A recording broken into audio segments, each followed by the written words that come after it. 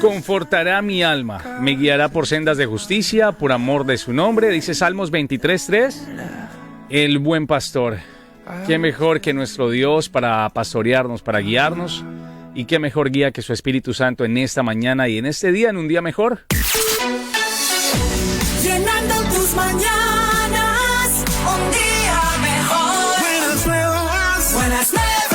Familia, feliz mañana a esta hora, quienes están despertando o quienes van llegando y apenas se están enterando que hoy Dios ha preparado este día para que tú cumplas su propósito, para que tú nuevamente digas Dios es bueno. A pesar de tantas cosas malas que hago, a pesar de mi pecado, Dios me permite despertarme un día más. Feliz mañana a esa hora desde los 105.5 FM de Buenas Nuevas, el hogar de la fe y la esperanza. Aquí estamos acompañándoles en el último lunes de este octubre 2023. 30 de octubre del año 2023. Pastor, muy buenos días. Buenos días, Ali. Buenos días a los que nos están escuchando. Espero que hayan todos tenido un feliz fin de semana. Que Dios les haya permitido pasar un tiempo en familia, con la familia y también, bueno, ya aterrizando un poquito en el comenzar de la semana con un clima un poquito típico de nosotros acá en Memphis, Tennessee, 41 grados Fahrenheit. Así marcaba por lo menos el termómetro en la mañana. ¿Es más o menos el clima que se esperaba para esta hora? ¿O como están diciendo algunos de que va a ser tal vez uno de los inviernos más fríos? Bueno, yo siempre escucho eso. Dice, hay una teoría por ahí de que mientras más fuerte es el invierno, el verano, más fuerte se espera que sea el frío. En realidad yo no sé mucho de eso. Yo lo que sé es que a mí me gusta el frío. Bueno, ayer en espérame, ¿en qué lugar? Alguien que me corrija si no estoy mal, si es en Boston o en algún lugar por ahí, ya estaba nevando. Y sí, hay varios videos de varios preinternautas que salen diciendo, estamos en otoño y está nevando. ¿Qué es esto? Sí, hay veces que el tiempo se pone un poco así, ¿no? Pero bueno, eso también es los regalos que el Señor nos da a veces, de poder disfrutar un poquito y refrescar un poco también. Así es. Hoy pasadito por lluvia, así que prepárese también una buena chamarra, una buena jacket, un buen abrigo. Hay bastante viento, bastante frío. Guarde y proteja muy bien a los niños también a la hora de llevarlos ahí a la parada del autobús. En fin, en esta mañana queremos que te protejas y queremos también que empieces a guardar la manera en la que vienes. ¿Por qué no haciendo las cosas para Dios? Pastor, vamos a estar hablando sobre el comportamiento del cristiano en varios ámbitos de la vida, ¿no? En varios ámbitos de la sociedad, podemos llamarlo en varias áreas. Hoy nos vamos a basar en el trabajo. Sí, bueno, todo esto es resultado de lo que estábamos hablando la semana pasada de la obra del Espíritu Santo. Porque las cosas que el Espíritu Santo hace, una vez que ya estamos en Cristo, dijimos que el proceso inicial de la obra del Espíritu Santo es despertar en nosotros la necesidad de venir a Jesucristo. Esto es la regeneración. Cuando venimos a Cristo, no venimos a Cristo por nuestra propia cuenta, venimos porque Él nos trae. Él hace despertar en nosotros esa necesidad, ese deseo de arrepentirnos de los pecados y venir a Cristo. Y luego, después que estamos en Cristo, el Espíritu Santo sigue obrando en nosotros lo que conocemos la santificación, que es el proceso de parecernos cada vez más a Jesucristo hasta el día que estemos con Él en gloria. Lo que quiero decir es que la obra del Espíritu Santo en nuestra vida no se limita solamente a traernos a la fe y ya, sino que Él es el que nos preserva y nos lleva seguros hasta la gloria, y lo hace por medio de la santificación. Quiere decir que mi vida debe cada día reflejar más la imagen y vida de Jesucristo a medida que yo voy avanzando en esta tierra. Y eso es lo que queremos ver esta semana. Algunos aspectos, algunas áreas en la vida cristiana o en la vida del ser humano cristiano que deben reflejar la imagen de Cristo, o al menos cómo se ve la imagen de Cristo reflejada una vez que somos cristianos en ciertas áreas de nuestra vida. Una de las áreas, por decirlo así, no más difíciles, pero sí más complejas es, después de haber ido un domingo a la iglesia, después de haber compartido con los hermanos, dependiendo muchas veces también el tipo de trabajo que tengas, así también comienza a ser de pronto tu estilo de vida. Y hablábamos de trabajos donde definitivamente Dios te dice, hay que cambiar de trabajo o tienes que mirar a ver qué haces, porque esto te está haciendo piedra de tropiezo. Pero para entrar en el tema, me gustaría irme a Colosenses 3:23, donde dice, y todo lo que hagáis, hacedlo de corazón como para el Señor y no para los hombres, sabiendo que del Señor recibiréis la recompensa de la herencia, porque a Cristo el Señor servís. Esto muchas veces se toma para la parte ministerial, pero también se puede aplicar en la parte laboral, en la parte secular. Sí, yo creo que sí.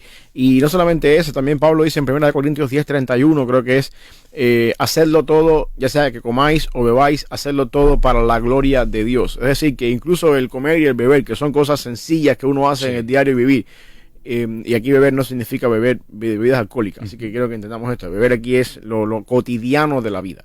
Tú te tomas un vaso de agua o vaso de jugo o lo que sea, o comes una merienda, lo cotidiano de la vida, hacerlo todo para la gloria del Señor. La pregunta es, ¿cómo yo hago eso? Cuando hay ciertos trabajos que yo hago, o mi profesión donde yo trabajo es un poquito difícil de reflejar la gloria del Señor, o hasta qué punto yo puedo reflejar la gloria de Dios en un trabajo donde el contexto que está alrededor mío no tiene nada, o no se presta para que yo pueda vivir de esa manera. Y esa es la razón donde uno tiene que apelar a convicciones y apelar a lo que Dios pone en nuestro corazón por la obra del Espíritu Santo y decir, bueno, espérate, aquí hay ciertas cosas que yo no puedo hacer y cosas en las que definitivamente yo no glorifico a Dios en lo que estoy haciendo. Y es donde se pone un poquito más difícil, ¿no? A la hora de tomar una decisión, en ese sentido. Básicamente el tema de la ética, podemos decirlo así, ¿no? La ética del comportamiento del cristiano dentro del trabajo puede verse desarrollado en el esfuerzo, que esa persona también, como que el echarle ganas, es una persona que dentro de sus compañeros sobresale, porque es una persona que siempre está dispuesta, es una persona que siempre da como el más, ¿no? Siempre le pone corazón, le pone amor. Los compañeros comienzan a notar que es una persona responsable y que es una persona que, sin decir que es cristiano, está dando un ejemplo. Claro, algo se ve, obviamente, algo se ve, o algo debería verse, para ser más preciso, en una persona que es cristiano, en el trabajo. Algo debería verse y las personas deberían notar, en esta persona luce o se comporta un poco diferente a los demás. Y entonces eso, por supuesto, es un testimonio, ¿no? Eventualmente uno tiene que aprender a poder hacer ese testimonio algo verbal, la idea de poder compartir con aquellas personas que están alrededor de uno el por qué yo soy diferente o qué es lo que ha pasado en mi vida que me hace a mí diferente a los demás. Eso es parte de nuestra responsabilidad. Pero todo empieza por, creo yo, ¿no? Que todo empieza por la forma en la que el Espíritu Santo me ayuda o me permite vivir a mí diferente en medio de mi contexto laboral, que de alguna manera u otra se refleja en los demás. Por ejemplo, hay momentos en los que a veces se ponen ahí en el tiempo de break con chistes un poquito pasados de tono, y entonces ahí uno ve que uno no entra en eso y las personas ven que esta persona no juega mucho con estas cosas. A veces participar de esos corrillitos. Algo pasa. El problema está en cuando nosotros participamos de eso, como tú decías, y después venimos y decimos, no, es que yo soy cristiano y voy a la iglesia. Pero ¿cómo es esto? ¿Qué pasa aquí? Todo el mundo sabe. Una de las cosas que pasa con la vida cristiana, Ali, es que las personas que no son cristianos saben cómo nosotros deberíamos comportarnos. Sí. Ahora, que no lo hacen, que es otra cosa muy diferente. Ajá. Que no viven así es muy diferente, pero todo el mundo sabe cómo nosotros deberíamos comportarnos. Y cuando nosotros no nos comportamos como deberíamos comportarnos, delante de personas que saben cómo deberíamos comportarnos, y luego sacamos el sable de que somos cristianos, estamos siendo piedra de tropiezo. Es gracioso, cómprate una qué sé yo, una cerveza de esa sin alcohol y párate a la entrada de algún supermercado para que veas que muchas personas van a decir, ese no era cristiano, sí. Ese no es el que va a la iglesia. Sí, exacto. Ellos lo saben más y a veces el cristiano parece que hiciera caso omiso de esas cosas que puede hacer, mas no debería por testimonio. Sí, y en realidad es eso, el mundo que está afuera. Hay una de las cosas, mira, yo quiero que veamos algo. Jesús está hablando con Nicodemo, Juan capítulo 3. Y en el versículo 17, después del famoso pasaje de Juan 3:16, Jesús le dice a Nicodemo, Nicodemo, la luz vino al mundo y los hombres amaron más las tinieblas que la luz porque sus obras eran malas. La idea es la siguiente, el problema con este mundo no es que no saben, no es un problema de ignorancia. O sea, la gente conocen la luz, saben la luz. Sencillamente no les interesa la luz porque yo tengo mi suciedad, tengo mi pecado guardado dentro de mí y no me gusta sacar el pecado a la luz. Eso es un acto de valentía que solamente uno puede lograr en Cristo, entendiendo por supuesto lo que significa ser cristiano y entregar todo eso al Señor. El problema con el mundo no es, como decía, un problema de ignorancia. El mundo sabe lo que está pasando. El problema con el mundo es ese. No quiero sacar a la luz mi problema y entonces yo voy a seguir viviendo como yo quiero, voy a crearme acá un grupo de amigos, que todos tenemos nuestros trapos sucios, pero sencillamente no vivimos así. Entonces, ¿qué sucede? El cristiano es la persona que ha dicho, yo no quiero seguir viviendo así, mi vida es una miseria de esta manera, y yo tengo que mirar a Jesucristo, el que me ha salvado la vida, y por lo tanto yo reconozco que soy un pecador, saco a la luz mi pecado, y yo me arrepiento del pecado, y entonces ahora empiezo a vivir de una manera completamente diferente. Y cuando yo hago pública mi profesión de fe y hago público que soy cristiano, y cuando yo digo que he muerto al viejo hombre, entonces empieza la batalla de aquellas personas que estaban o están en la condición en la que yo estaba, pero aún no han tenido la valentía de reconocerlo y prefieren vivir tirando de tierra a otras personas para que no se vea la suciedad que tienen ellos mismos. Ese es el concepto del mundo fuera de Cristo. Y eso es lo que Nicodemo recibe de parte del Señor cuando Cristo le dice, las personas aman más las tinieblas, no porque les guste las tinieblas, sino porque sus obras son malas. Y sacar a la luz las obras malas es un acto de valentía. Por lo tanto, cuando nosotros venimos a Cristo y sacamos a la luz nuestras obras malas, se espera que entonces empezamos a vivir una vida nueva. Y cuando fallamos o cuando nuestra vida nueva se parece mucho a la vida anterior, hay un problema con aquellas personas. Estamos siendo piedra de tropiezo, dando ocasión para que se blasfeme el nombre de Cristo por nuestro mal carácter o testimonio, y eso por supuesto trae un problema y una confusión en las personas que están alrededor de nosotros. Y ahí es donde yo quiero que entendamos que cuando uno está en Cristo, dice Pablo, nueva criatura es, las cosas viejas pasan y todas son hechas nuevas. Eso no quiere decir que no vamos a pecar más, eso no quiere decir que ya uno es eternamente sin pecado. Eso quiere decir que nosotros estamos en un camino de santificación, de glorificación, de perfección cada vez más a la imagen de Cristo, y se espera que batallemos con aquellas cosas que antes nos parecían un deleite, y por eso no encajamos en el mundo del trabajo, en las personas que están alrededor nuestro en la mesa del lunch haciendo chistes un poquito pasados de tono, y uno dice, bueno, yo no, aquí no entro yo, y se levanta y va a otra mesa, aunque sea objeto de burla y cuestiones así. Es difícil, pero esa debería ser la norma en la vida cristiana. Hay quienes se basan en una filosofía no solamente humana, que se ha traído incluso desde una canción que yo me acuerdo desde pequeñito, mi abuelo la cantaba y muchas personas, no sé si es de un dominicano, pero dice más o menos así: a mí me llaman el negrito del batey porque el trabajo para mí es un enemigo. El trabajar yo se lo dejo todo al buey porque el trabajo lo hizo Dios como castigo. Y hay quienes piensan así. Hay quienes piensan como el negrito del batey y dicen, Dios instituyó el trabajo como un castigo. ¿Es verdad eso, pastor? No, el trabajo es una bendición del Señor. Cristo dice, mi Padre trabaja y yo trabajo. Y el trabajo fue instituido por Dios antes de Génesis 3. Dios puso al hombre en el jardín del Edén y le dio la tarea, ¿no? La responsabilidad de guardarlo, cuidarlo, nombrar los animales, y todo eso era antes de Génesis 3.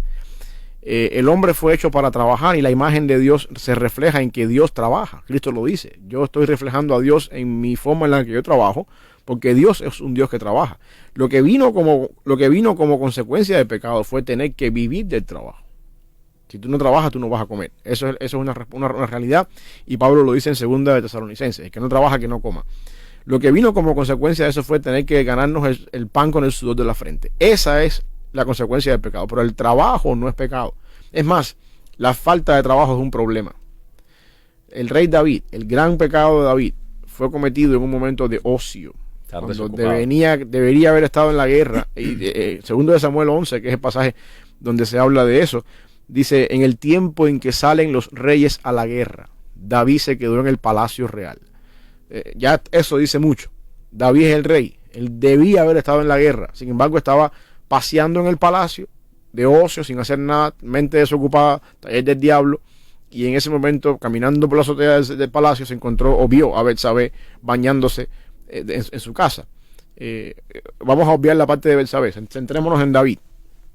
David, en su falta de estar ocupado, cometió el más grande de sus pecados, a menos que se comente en la Biblia. Y yo creo que el trabajo no es para nada una maldición. Dios trabaja, el Padre trabaja, o como pensamos nosotros que este mundo se sostiene. Si no es por la mano providencial de Dios obrando en este mundo, a menos que tú seas, practiques la religión deísta, que piensa de que Dios lo creó todo y se fue, y dejó todo sujeto a leyes de la física, que no es bíblico. Dios está activo en la preservación de su creación. y nosotros deberíamos reflejar la imagen de Dios mientras trabajamos. Y eso en ese sentido el trabajo no es un castigo, ni tampoco es una maldición de parte del Señor. La maldición es tener que vivir del trabajo. Esa es la maldición. Pastor, hay trabajos que definitivamente el cristiano debería, ni siquiera por revelación del Espíritu Santo, sino porque de verdad sabe que ese trabajo puede estar robando la bendición de lo que Dios quiere hacer en su vida. Hay trabajos que definitivamente no van. Yo creo que sí, Ali. Si yo parto del versículo este que dice que hacerlo todo para la gloria del Señor, en 1 Corintios 10:31, la pregunta es, ¿de qué forma yo puedo darle la gloria a Dios haciendo ciertas cosas trabajando, ¿no? Que por lo general no traen para nada la gloria del Señor? Por ejemplo, voy a poner un ejemplo. ¿De qué forma yo glorifico a Dios vendiendo tragos detrás de una barra? Por poner un ejemplo. Uh-huh. ¿De qué forma yo glorifico a Dios siendo, voy a ir un poco más extremo todavía, un actor pornográfico? Okay. ¿De qué forma yo glorifico a Dios haciendo estos trabajos que él dice, aquí no hay forma de glorificar a Dios? Aquí no hay manera de darle a Dios la gloria con lo que estoy haciendo. Hay trabajos complejos, como por ejemplo el que es un especialista de pronto del Army o un Marine que tiene que estar en ciertas, ¿cómo se dice? En ciertas misiones. Uh-huh. Pero aún así esa persona cree y tiene alguna convicción de lo que es ser cristiano.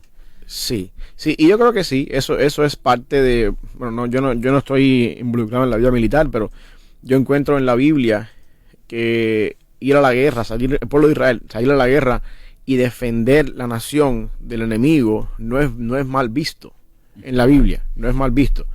Yo sé que eso puede cambiar, eso tiende a diferentes interpretaciones y cuestiones así, pero desde el punto de vista bíblico, la persona que defiende la paz de una nación, un soldado, un policía, yo no encuentro que eso sea un problema. El problema está cuando uno abusa de ese trabajo.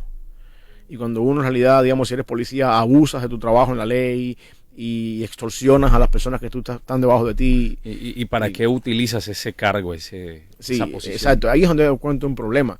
Pero proteger la nación donde tú vives, ya sea en el ejército o ya sea en la policía, no es un problema, no es un pecado. Tú puedes glorificar a Dios allí. Esa es la pregunta importante. Yo creo que el filtro más grande es de qué forma yo glorifico a Dios en lo que estoy haciendo como mi profesión laboral.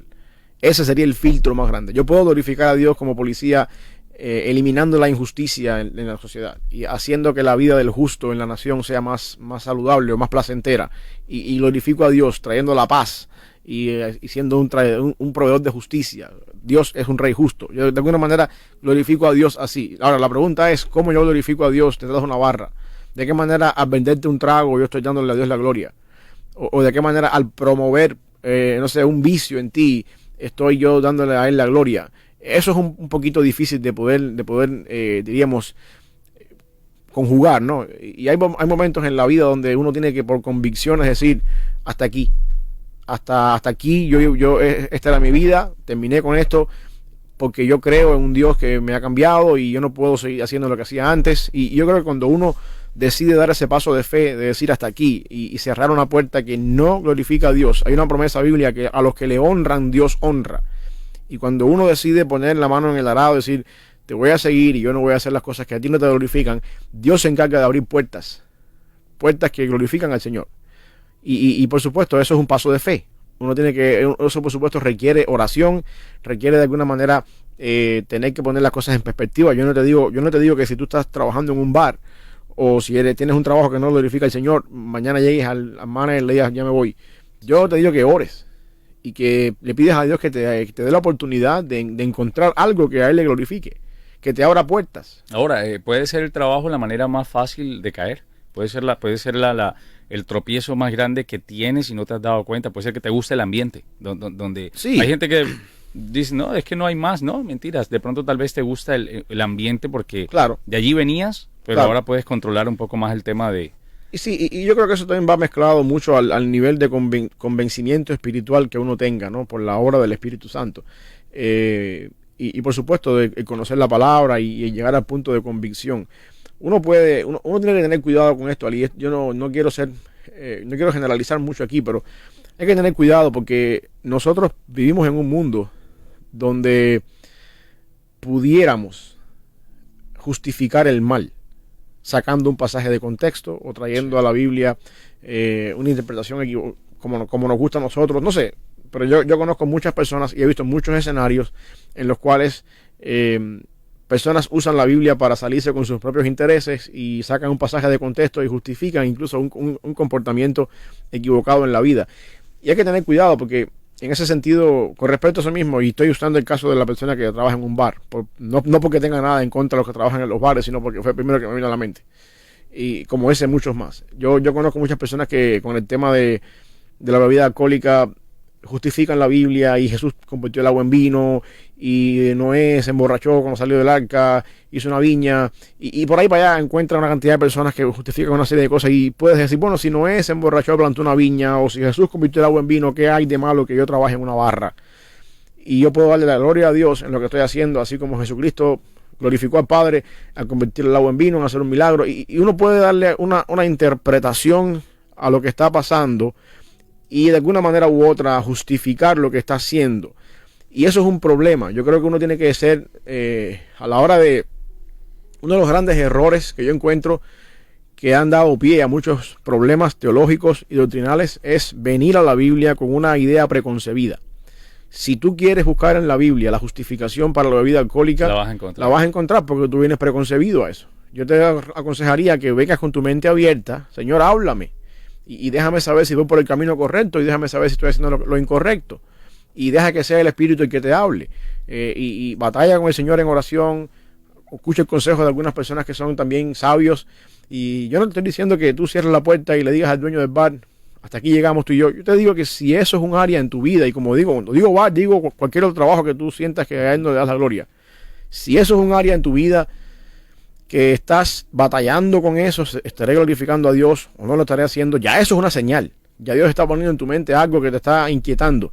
Ponte en oración, escucha la voz de Dios, pídele que te abra puertas y déjate guiar por el Señor. En ese sentido Dios puede hacerlo de esa manera y yo creo que Dios es un Dios que va abriendo puertas mientras va cerrando otras puertas o va cerrando puertas mientras va abriendo otras puertas y uno tiene que estar atento a la voluntad del Señor. Al final del día de la vida se trata de agradarle a Él y de honrarle a Él. Y como dice Pablo, en todo lo que hacemos, hacerlo para la gloria de Él. Esa es la meta final de la santificación, parecernos cada vez más a Cristo. Y en ese sentido nos toca a nosotros ser proactivos en esa área de nuestra vida. Pastor, cuando el trabajo, bueno, en este caso no es lo que yo hago, sino es más bien lo que yo gano, que se puede dar también. Es por lo que muchas veces uno cuando llega a este país se enfrasca en trabajar fuerte para conseguir cosas, pero no se da uno cuenta que está trabajando más tal vez de lo que trabajaba en su país de origen. Se ha dañado su salud, ya no tiene tiempo incluso ni siquiera un domingo, como decimos, para ir a una iglesia, para congregarnos, ya no hay tiempo para la familia, que cuando el trabajo se interpone en ese deseo de asistir a la iglesia, de servir, o este trabajo no puedo dejar de hacerlo porque me está pagando o me está dando un muy buen dividendo. Bueno, yo en ese caso la pregunta es, ¿lo que tú ganas a precio de qué? Porque tú puedes tener un trabajo que ganas mucho dinero, pero ¿a precio de qué? De tu familia, a precio de no estar en casa con los hijos, a precio de no ser el mayordomo en el hogar. Y quizás en esta semana vamos a hablar un poquito de lo que se espera como padre en el hogar o como hombre de familia. ¿A precio de qué? La vida es una sola y los hijos son prestados de parte del Señor. Cuando uno, en un abrir y cerrar de ojos, crecieron y se fueron. Y lo que pasa es que uno no puede echar para atrás los errores que uno hizo. Y Dios no, la paternidad es una profesión, por llamarlo de alguna manera, en la cual aprendemos sobre la marcha. Nosotros no nos dan un libro cuando se nos dice que está embarazada nuestra esposa. No nos dan un libro para bueno, tienes 9 meses para que estudies, para que seas un buen padre. No. La paternidad se aprende sobre la marcha. Y a veces una de las cosas que, bueno, hay un gran porcentaje de los hombres que piensan que hacen un buen papel de hombres en el hogar, y no queremos irnos mucho al tema porque esto va a ser para otro día, pero hay muchas personas que piensan que hacen un buen trabajo como padres porque proveen el dinero para la casa, necesario ya. Pero nunca están, pero son un extraño en la casa, pero trabajan de sol a sol y cuando llegan a la casa están los hijos en el cuarto y uno llega muy cansado y luego por bañarse y acostarse a dormir para mañana trabajar. ¿A precio de qué? ¿A precio de qué? Y yo creo que ahí es donde tiene que haber un equilibrio en la vida. De nada te sirve comerte el mundo trabajando y ser la persona más importante en tu empresa y en tu compañía, cuando al final del día tú no eres nadie en tu hogar. Cuando tus hijos no te ven nunca en casa. te reconocen. Cuando tú has fracasado como un padre, puedes ser un buen empresario, una buena figura en tu centro de trabajo, pero en tu casa estás ausente. Y déjame decirte algo, el día que tú no estés, alguien va a ocupar tu posición, porque tú eres reemplazable en todo lugar donde estés, excepto en tus padres, excepto en tus hijos. El papel tuyo de padre nadie lo puede reemplazar. El día de mañana tú no estás y tu esposa se vuelve a casar, o tú no estás y tu esposo se vuelve a casar, pero tus hijos nunca van a reemplazar un papel de papá o de mamá. Y yo creo que esa es la parte donde uno tiene que decir, ¿a precio de qué? Si mi trabajo me está dando a mí dinero, una buena entrada, una facilidad económica, una comodidad que no tenía antes, pero ¿qué estoy pagando? ¿Quién está sufriendo las consecuencias de eso? Y yo creo que uno tiene que tener en cuenta prioridades acá en la vida. Dios nos da a nosotros, primeramente, nuestra comunión con Dios como relación número 1. Segundo, mi familia, esposa, hijos, en ese orden, esposa y después los hijos. Los hijos se van a ir, pero tú te quedas con tu esposa después. Y finalmente después el trabajo. Yo no puedo priorizar un orden de prioridad en mi vida al revés. Primero tienes que tener una comunión con Dios lo más estrecha posible, diaria. Después una comunión con tu esposa lo más estrecha posible. Después con tus hijos. Y finalmente después con el trabajo. Por aquí nos dice José, Mateo 16:26. Porque ¿qué aprovechará al hombre si ganare todo el mundo y perdiere su alma? ¿O qué recompensa dará el hombre por su alma? Eso justamente es el que se vive, el diario vivir, ¿no? Tienes que conseguir lo que más puedas, por decirlo así, en lo físico, materialmente hablando, estar a veces con un buen carro, con una buena casa, o con muchas otras cosas, muchos otros lujos, es sinónimo de que en la vida me ha ido bien, pero ¿a costa de qué? Sí, y eso es una tentación, porque en este país tiene el eslogan de ser el país de las oportunidades, el país de los sueños, donde se hacen posibles los sueños, o realidad los sueños. Y a veces uno llega con esa mentalidad aquí, con el sueño de ser el exitoso, el triunfador en la vida, y llega a los Estados Unidos y te quieres comer el mundo porque quieres ser así. Y no te das cuenta que en ese proceso pierdes otras cosas. Sí. Pierdes otras cosas. Pierdes una familia, pierdes un matrimonio, pierdes tus hijos. Y por supuesto te metes a hacer trabajos que no glorifican a Dios, porque tú necesitas tener el sueño que nunca cumpliste. Y ahí es donde yo creo que uno tiene que tener cuidado y ser sabio. Y por lo menos, al menos en el tema de hoy, que es el trabajo, encontrar ese trabajo donde yo pueda glorificar a Dios. Hay momentos, por supuesto, yo no te digo que trabajes en una iglesia, donde todo, en el caso de nosotros somos pastores que trabajamos en una iglesia, que estamos por lo general rodeados de personas cristianas, que el ambiente laboral es un poquito más sano, que personas que trabajan en una compañía donde hay mujeres que se visten un poquito provocativas, donde hay personas que dicen malas palabras, donde hay otro ambiente laboral. Yo no te digo que tú vayas ahora, dejes el mundo y te vayas por una iglesia, pero sí te digo que hay trabajos en los cuales tú puedes reflejar la gloria del Señor, en la forma en la que tú te vistes, en la manera en la que tú hablas, en la manera en la que tú te relacionas con los demás. Pero hay trabajos en los cuales definitivamente no hay forma de que tú puedas estar allí, glorificar al Señor. Y ese es el lugar donde yo te digo, bueno, Señor, tú me has cambiado, tú me has dado una nueva vida, por lo tanto yo quiero glorificarte, abre puertas para salir de aquí. Abre puertas para salir de aquí. Y ese concepto, porque muchas veces no justifica, no, pero estando aquí yo puedo a los demás evangelizarlos. Bueno, hay momentos, hay ciertos tipos de trabajo en los cuales se hace muy difícil semejante cosa. Porque por igual, para tú, una de las mayores cosas que uno tiene, una de las mejores armas que uno tiene para poder evangelizar a una persona y ser de bendición espiritual desde el punto de vista evangelístico para alguien más, es un testimonio.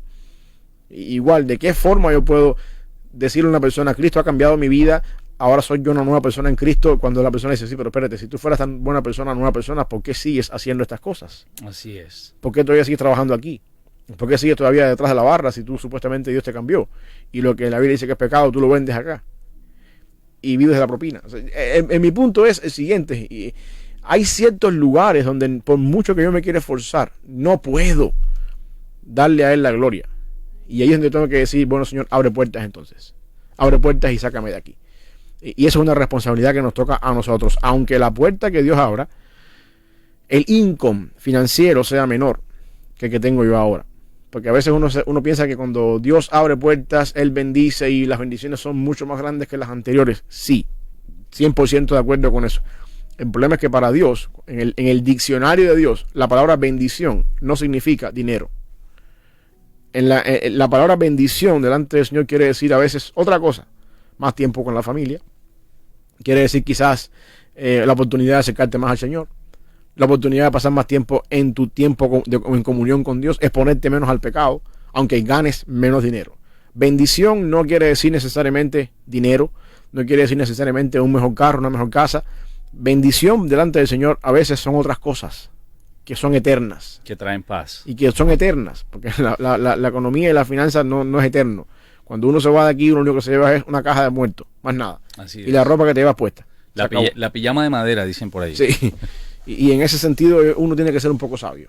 Así es, Pastor, vamos a escuchar algo de música, ya vamos a estar en breve de vuelta. Queremos seguir hablando sobre ese tema del trabajo, mucha contradicción dentro de algunos cristianos o algunas personas que se dicen llamar cristianas con todo esto, el hecho de si dejo mi trabajo y si de pronto me voy hacia el lado de que Dios va a proveer.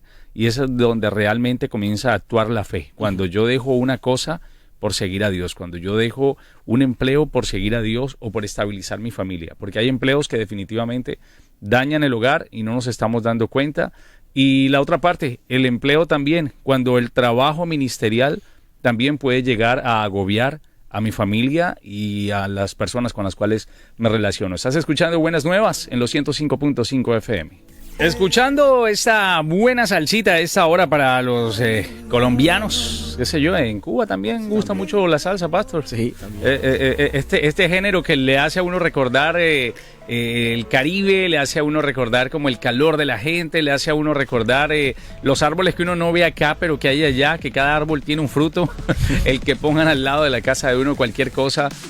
Saludos para quienes de una u otra forma también a través de esta música traen recuerdos, ¿no? Recuerdos de sus vivencias en su país, ojalá de las buenas, ojalá de aquellas cosas como abuelos, papá, mamá, a los que hemos dejado atrás y que de una u otra forma Dios nos permite, gracias a través de la tecnología, seguir viendo en una llamada, seguir a través de un mensaje, decirles cuánto les extrañamos, cuánto les queremos.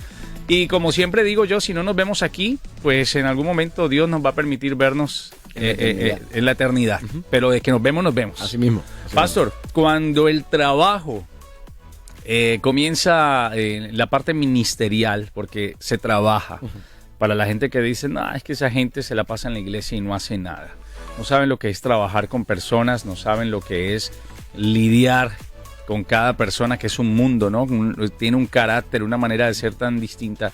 Pero ¿qué pasa cuando esa persona se deja agobiar por el trabajo ministerial también y empieza también a dejar a un lado otras cosas que son importantes? Sí, mira, esto es una tentación no solamente en el mundo de trabajo secular, sino también en el trabajo ministerial, ¿no? Yo creo que una de las cosas que uno tiene que tener en cuenta siempre es el equilibrio que uno debe tener tanto en la parte ministerial como en la parte secular. El trabajo ministerial es tentativo en ese sentido. El pastor por lo general no tiene, diríamos, un horario de oficina, aunque tú trabajas en la oficina, pero ¿sabes? Cuando tú recibes una llamada del hermano a medianoche que hubo un accidente y que la persona murió, a esa hora tú no vas a decir, esto no es hora de oficina, llámame mañana a las 8 de la mañana. Eso no es así. Tiene que haber un equilibrio. Yo creo que, como tú decías, ¿no? El trabajo ministerial no es un trabajo fácil. De hecho, yo escuché una vez una frase que me ha llamado mucho la atención y siempre la guardo conmigo.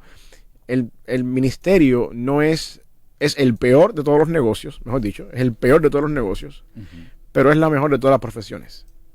Es el peor de todos los negocios porque a menos que te pongas a hacer cosas que no tienes que hacer y a inventar cosas que no tienes que inventar y a predicar cosas que no tienes que predicar, como la siembra y toda esa serie de cosas, no vas a ganar dinero para vivir bien. Pero sin embargo es la mejor de las profesiones cuando tú ves vidas transformadas por tu predicación, ves personas viniendo a Cristo y siendo mejores cristianos cada día y de alguna manera u otra tú eres parte o eres instrumento usado por Dios para eso. porque nunca eres tú el que haces nada, sino es Dios el que lo hace, pero eres el instrumento que Dios usa para eso. Todas estas cosas de alguna forma u otra te dicen, Señor, gracias porque tú me estás usando. Y en ese sentido es la mejor de todas las profesiones. Pero yo creo que también es tentativo, ¿no? A veces perder el equilibrio. De nada te sirve a ti como pastor trabajar y luchar por el bienestar de las familias de tu iglesia y tu familia es un desastre. De nada te sirve estar ahí al pendiente de los adolescentes en tu iglesia y ver de qué manera ellos pueden ser mejores cristianos y tus hijos adolescentes están acabando con el mundo. Lo que suele suceder es que Dios nos ha dado prioridades en la vida a los pastores también. Primero, como dije, primero Dios, después tu esposa, tus hijos y después la iglesia. Tú no puedes predicar en la iglesia acerca del concepto de familia cuando tu familia es un desastre.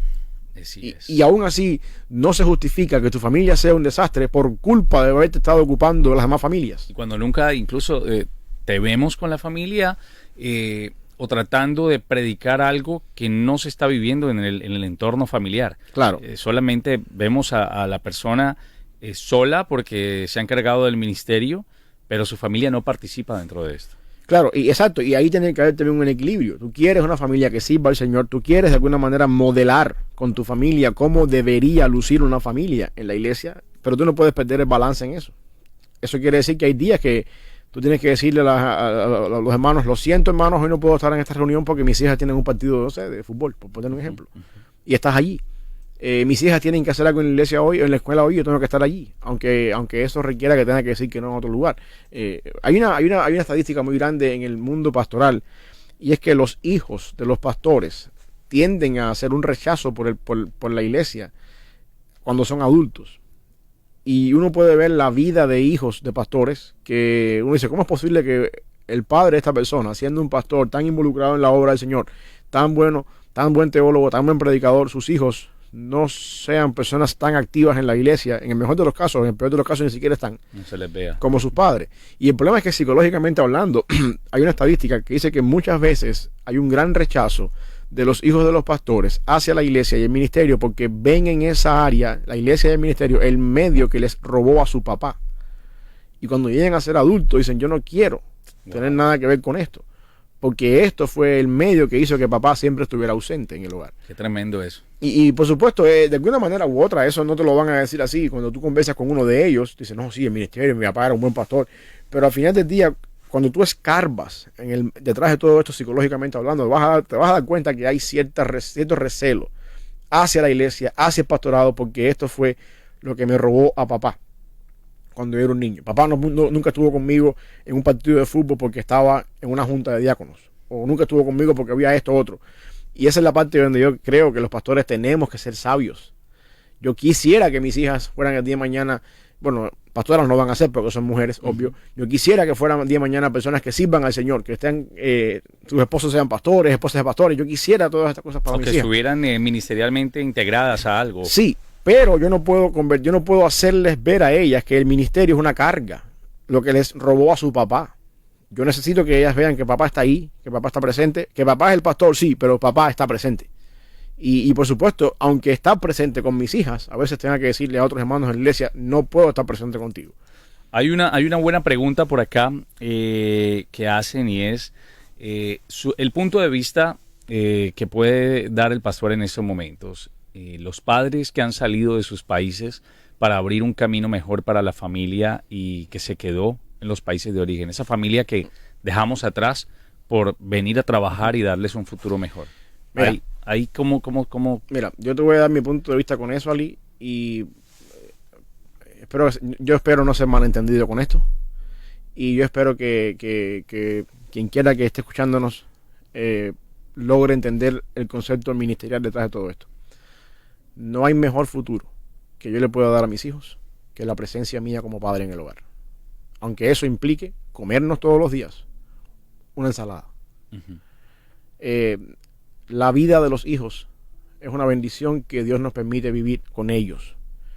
Yo no estoy siendo un buen padre cuando yo me voy a abrir un camino a otras cosas y los dejo atrás.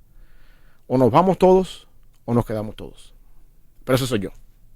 Ese soy yo. Yo recuerdo cuando mi esposa y yo vinimos a los Estados Unidos, no teníamos hijos, estábamos recién casados. Nos casamos en el 2007 y todo el proceso de venir a Estados Unidos comenzó a partir del 2008. Es decir, que vinimos en el 2010, pero lo que se demoró el proceso de visa y todo, tuvimos casi 2 años y tanto esperando en la espera, que es la entrevista, toda esa serie de cosas. Y en algún momento determinado, recién casado, sin hijos, salió el tema de mi esposa. Si existe la posibilidad de que uno de los dos se vaya antes, ¿qué hacemos? La respuesta siempre, desde un principio, fue o nos vamos los dos juntos o no nos vamos. Y gracias a Dios, nuestras niñas nacieron ya estando acá. Pero yo voy en contra totalmente. Igual digo, cada caso es diferente. Yo no, este es Samuel García que está hablando, no estoy diciendo. No hay generalizar, no estamos generalizando. Yo reconozco que hay personas que pueden pensar diferente a mí, pero por lo que yo encuentro en la Biblia acá, la familia permanece junta. O nos vamos todos juntos o nos quedamos todos juntos. Y el mejor futuro que yo le puedo dar a mis hijos es la presencia mía como padre en el hogar. Porque el día de mañana, cuando los hijos crezcan y tú nunca hayas estado allí, y tú hayas estado enviando dinero desde aquí para allá, y lo hayas llevado a la escuela, le hayas dado, tus hijos siempre van a reprochar que tú nunca estuviste. Porque los zapatos que les compraste ya no les sirven. Porque los juguetes que les enviaste ya no juegan con ellos. Porque las cosas que tú le estabas mandando ya no funcionan. La comida que le enviaste ya se lo comieron. Pero la presencia tuya en el hogar como padre no estuvo. Y al final del día tú no quieres que tus hijos digan, papá nunca estuvo. Sí, alguien puede decir, sí, pero mira, papá nunca estuvo, pero tú tuviste. Sí, pero papá nunca estuvo. Y al final del día yo creo que la responsabilidad nuestra es estar juntos. O todos juntos, pero nunca separados. Y bueno, de una u otra forma la distancia hace brecha. O sea, la distancia, por muy buena cámara que tengas para ver a tu familia, por muy buena, o sea, obviamente yo no dejo de amar a mi madre, yo no dejo de amar a mis seres queridos que quedaron atrás, pero la distancia a veces hace su cometido. Sí, no, pero cuando tú dices de los padres que quedan atrás, ya estamos hablando de personas adultas. Y que con las cuales pudimos sí o sí compartir. Sí, yo estoy acá y mis padres están en Miami, pero al final del día sí, nos vemos por una cámara, como tú dices, hablamos por teléfono, en el año nos vemos 2 o 3 veces, pero ya yo soy una persona adulta, ya yo soy grande, ya yo salí del nido, ya estoy haciendo mi vida. Por supuesto, ahora me toca honrarlos, ahora me toca cuidarlos, protegerlos, estar allí, correr si hay una emergencia. Pero ya yo no dependo del cuidado de mi papá, porque ya yo soy una persona adulta que salí del nido. Eso es lo que yo me estoy refiriendo. Hay momentos en la vida donde los hijos necesitan a los padres. Y no hay nada que tú puedas proveer a tus hijos mejor que la presencia tuya con ellos allí. O todos nos comemos una ensalada, una lechuga juntos, o todos venimos juntos a buscar el sueño que no pudimos lograr en el país de nosotros. Pero yo me voy adelante para abrir camino, es un poco difícil, difícil. Y yo sé que es difícil, yo sé que cuesta trabajo, yo sé que duele, pero ese soy yo, es mi punto de vista. En este caso podemos encontrar que Dios de una u otra manera está interesado en que nosotros no perdamos una relación, una comunión con Él, pero que tampoco descuidemos lo que es nuestro comportamiento y nuestra ética fuera de la iglesia o fuera de nuestra casa, porque nuestro trabajo no lo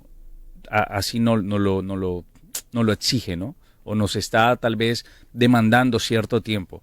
Hay que poner en una balanza y hay que poner prioridades, pastor. Lo que hablabas ahorita, ¿qué está primero en mi vida? Si en mi vida está primero trabajar y tener lujos y tener cosas, y luego de ahí tal vez no la familia. Hay gente que tiene como prioridad el fútbol. Sí. Conozco amigos que prioridad el fútbol. Bueno, yo juego fútbol los fines de semana y a veces yo digo, bueno, es mi único spa de relajación. Aunque no es spa, más bien es una masajeada bastante fuerte que mi esposa siempre me dice, no vengas aquí diciendo que me duele la pierna, que esto, porque tú mismo te lo buscas. Pero es la oportunidad también de uno saber qué pesa más en esos momentos, saber también cuál es la madurez que uno tiene espiritualmente para poderle decir a Dios, yo no puedo seguir jugando y no puedo seguir coqueteando tampoco, que a través de mi trabajo yo me esté alejando poco a poco. Sí. Los amigos, el entorno, todo eso hace una mella dentro de nosotros. Sí, y yo creo que eso es parte de lo que uno como cristiano debe pedirle al Señor, ¿no? Es esa sensibilidad que uno pueda sentir, ¿no? De parte del Espíritu Santo, la sensibilidad de cuando yo estoy desenfocándome un poquito. Martín Lutero tenía una frase que él decía, cuando yo paso un día sin orar, Dios lo sabe. Cuando yo paso 2 días sin orar, yo lo sé. Y cuando yo paso 3 días sin orar, los demás que están al lado mío lo saben. ¿Sabe? Es interesante eso, ¿no? Bueno. La intención de que cuando la comunión con Dios estrecha Se nota. y a medida que uno la va descuidando se va haciendo notar en las personas que están alrededor mío. Es como un olor, como un perfume. Sí, exacto. Entonces yo creo que una de las cosas que uno tiene que luchar a diario, ¿no? En la vida cristiana es pedirle al Señor, Señor, manténme siempre sensible. Y esa sensibilidad viene porque a veces uno está, no sé, descuida un poco su vida espiritual y siente que dijo algo y dice, oh, esto no encaja aquí. Esto se me fue un poco ¿cómo se dice? El filtro aquí. Y uno dice cosas, pasan pensamientos por la cabeza que uno dice, es que llevo sin orar tantos días. Y yo creo que esa falta de sensibilidad es lo que muchas veces nos lleva a nosotros a perder la marca y irnos al extremo, ¿no? Pero eso es algo personal con el Señor. Yo creo que una de las cosas, y yo te exhorto, ¿no? Que tú siempre le pidas al Señor en tu tiempo eso, ayúdame a ser sensible a lo que significa ser una persona santa, y una vez que sea sensible a no perder esa sensibilidad. Dios a veces nos pone señitas ahí, ¿no? Señitas en el camino que nos dan a entender ciertas cosas que uno tiene que a veces, con luces rojas, algo viene. Yo me acuerdo, por ejemplo, 2 pasajes típicos en la Biblia, cuando justo antes de que Caín matara a Abel, Dios le dice a Caín, ¿por qué ha decaído tu semblante? Si hicieras el bien, vas a ser remunerado. Si no, pues el pecado está a la puerta, pero tu responsabilidad es enseñorearte de él. Estoy parafraseando. Esa fue una señal. Como Caín, cuidado con lo que vas a hacer. Ten cuidado con lo que vas a hacer. El pecado está a la puerta. Cuidado con lo que vas a hacer. Caín, por supuesto, no vio la señal. Y bueno, mató a su hermano. El otro caso que me viene a la mente es el caso de David con Betsabé. Lo mencionábamos ahorita. Cuando David estaba caminando por el palacio y vio a Betsabé, mandó a preguntar quién es aquella mujer. Le llamó la atención. Una mujer dice que era hermosa, estaba desnuda, le llamó la atención y alguien le dijo, esa se llama Betsabé, y le dice, esposa de Urías Eteo. Oye, David, ya te dijeron todo lo que tienen que decir. Esta mujer está casada y no está casada con cualquier persona. Es esposa de uno de tus más valientes hombres, porque al final del día después dice que entre los valientes de David estaba Urías Eteo. Señal de parte del Señor. A lo mejor ese hombre que dijo quién era Betsabé ni siquiera sabía lo que estaba diciendo, pero ese hombre dijo, esta mujer se llama Betsabé, y no solamente se quedó ahí, es la esposa de Urías Eteo. Es para que David dijera, hasta aquí llegó mi investigación. Esta mujer es casada y no tengo por qué meterme con esta mujer. Uh-huh. Sin embargo, David pasó por alto la señal y bueno, todos sabemos cómo terminó la historia. En nuestra vida, Dios muchas veces nos da a nosotros la señal para salir. Bueno, no, creo que Santiago, el que dice que cuando Dios envía la tentación también envía, cuando Dios envía la prueba, cuando la tentación toca la puerta, porque Dios no tienta a nadie, Dios envía también la puerta de escape. La salida. La salida, ajá. Y muchas veces uno a veces pasa por alto la salida y como decimos, se le fue la salida a la autopista y cuando viene a ver ya está donde no tiene que estar metido. Yo creo que una de las cosas que tenemos que hacer como creyentes es esa. Luchar por esa sensibilidad que se logra mientras más cerca uno está del Señor. Mientras más cerca estamos del Señor, más sensibles somos a lo que no es del Señor. Y eventualmente, una vez que estemos en ahí, tener en cuenta que la sensibilidad no la podemos perder. Es como, ¿sabe? Como el caso de Martín Lutero. Un día sin orar, Dios lo sabe. 2, lo sé yo. 3, lo saben los demás. Y cuando viene a ver, es un problema mi vida entera por el simple hecho de que yo perdí la sensibilidad. Pablo habla en Romanos acerca del pecado, cuando dice que perdieron toda sensibilidad y se encendieron a hacer cosas que no podían. El problema es que la sensibilidad se pierde poco a poco, y muchas veces uno se viene a dar cuenta cuando ya está metido en el fango y dice, ¿qué pasó aquí? Dice, bueno, todo empezó porque, como hablamos la semana pasada, fuiste extendiendo tus tiendas hasta llegar a Sodoma, como el caso de Lot.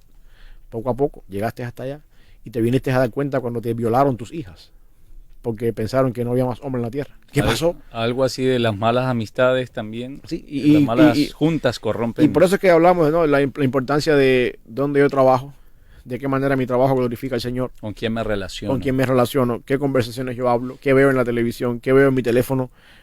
Y cositas así que me ayudan a ser sensibles delante del Señor. Y por supuesto, en mi comunión con Dios, entender que muchas veces Dios me manda señales para, hey. Y la cosa es que a veces esas señales las pasamos por alto.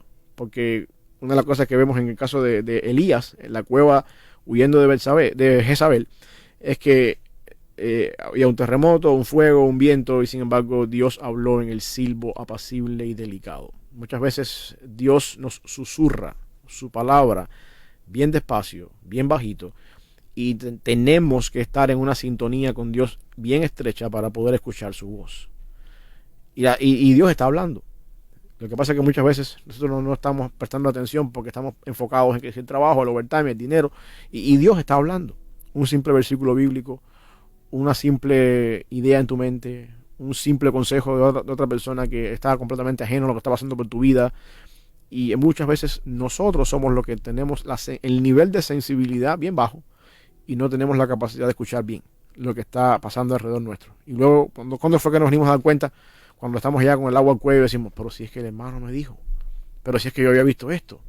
Y ahí es donde tenemos que tener cuidado. Qué bueno, pastor. Para hacer un recorderis, un resumen de lo que se estuvo hablando el día de hoy, ¿cómo te estás moviendo en la parte secular en tu trabajo? ¿Está honrando tu trabajo el día de hoy? Lo que dices, profesar el domingo, ¿cómo estás en el trabajo ministerial también? Vamos a seguir hablando sobre todo este tema, no solamente cómo estás trabajando fuera de casa, sino también cómo estás trabajando en la iglesia y cómo estás trabajando en el hogar y cómo Dios definitivamente nos manda en su palabra a trabajar, a no ser perezosos.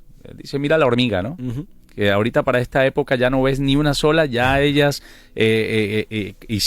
guardaron las provisiones, lo que tenían que guardar, y no se preocupan sino hasta verano, por allá hasta primavera. Así es. Así que qué bueno, pastor. Vamos a seguir con esta misma línea para quienes de pronto acaban de entrar y no lograron estar desde el principio. Ahí va a quedar el vídeo a través de Buenas Nuevas Network. A quienes están a través de los 105.5 FM y 830 AM. Vamos a despedir, pastor, como siempre, orando y pidiendo a Dios que hoy nos hable a través de esta palabra, de lo que se ha expuesto hoy aquí, que tal vez puede ser un llamado a nuestra vida, en qué estamos trabajando hoy y si en realidad lo que estamos haciendo hoy es lo que Dios nos ha mandado a hacer. Así es. Vamos a orar. Gracias, Padre, te damos por este día, Señor, por un comienzo de semana, por la bendición que tú nos has dado de poder estar aquí, Señor, hoy, de poder predicar tu palabra por estos medios. Bendice nuestra audiencia, Señor, aquellas personas que nos escuchan día a día en vivo o que también nos escuchan después de manera diferida. Que tu palabra, Señor, les hable también a ellos, Señor, que el Espíritu Santo cree convicción en ellos y que tú hagas, Señor, conforme a tu voluntad en cada uno de ellos. Te ruego, Padre, también por el colectivo de trabajo de esta emisora, que cada día, Señor, hacen posible esta realidad. Bendíceles, también cuídales, Señor, protégeles y permite, Padre, que Buenas Nuevas siga siendo siempre ese medio por el cual podamos compartir la palabra del Señor, las buenas nuevas que transforman la vida de aquellas personas que tú has llamado de las tinieblas a tu luz admirable. Concédenos un buen día hoy, Señor, cuídanos, protégenos y que por sobre todas las cosas podamos vivir en santidad, honrándote a ti. Y también, mi Dios, teniendo la oportunidad de hacer crecer ese nivel de sensibilidad para mantenernos lo más posible en el centro de tu voluntad. En el nombre de Jesús. Amén.